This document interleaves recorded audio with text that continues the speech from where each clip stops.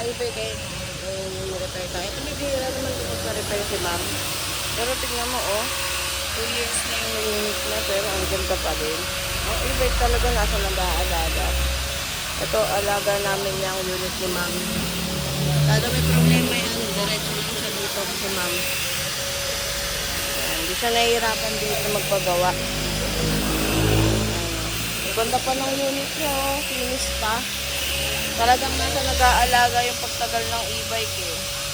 Ayan, bibihira lang siya magpagawa. Ito ngayon, lilinisin lang yung ano niya.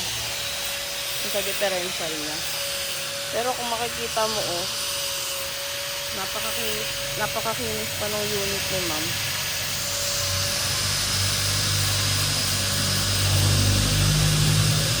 So, lilinisin lang nila technician yan. Si ma'am, ano, sanay na siya dito. Alam niya kung anong oras yung technician. Kaya, ano, diretso na lang siya pumupunta dito para magawa yung unit niya pag may problema. Sa loob ng 2 taon, ano, bibihira lang yan si ma'am magpagawa. Tapos kita mo naman, ang ganda-ganda pa ng unit, ang kinis-kinis pa. Ito yung mga display natin ngayon, mga kaibay ko. Ito yung ating single na 3 wheels. Paubos na rin yung mga unit natin, mga kaibay.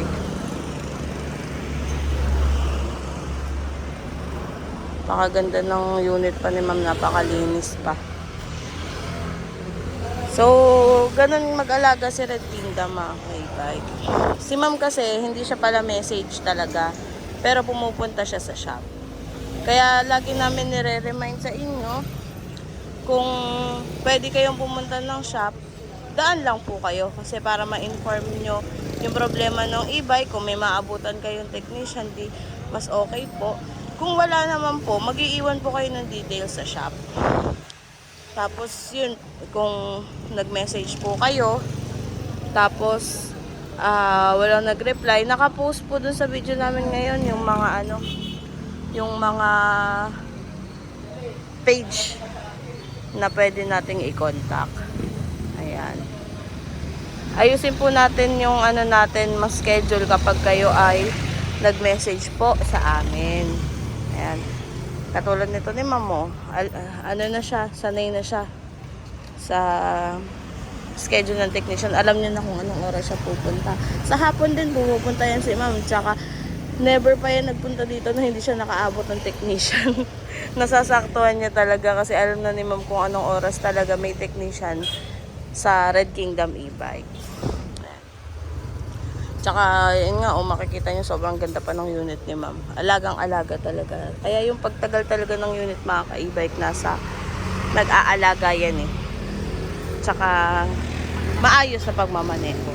Kaya reminder po lagi, mga ka-e-bike, lagi lang po tayo sa gilid dahil para hindi po tayo maka-istorbo sa mga 4 wheels na mabibilis. Ayan po. Tsaka sa ibang mga motor na mabibilis po. So yun lang, mga ka-e-bike.